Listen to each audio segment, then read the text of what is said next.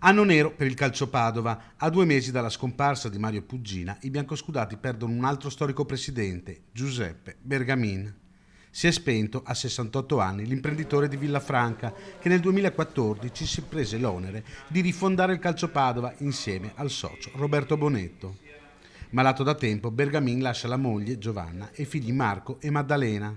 Sotto la sua presidenza il calcio Padova si risollevò dopo il crack del 2014, tornando subito nel calcio che conta. Sono felice più per voi che per noi.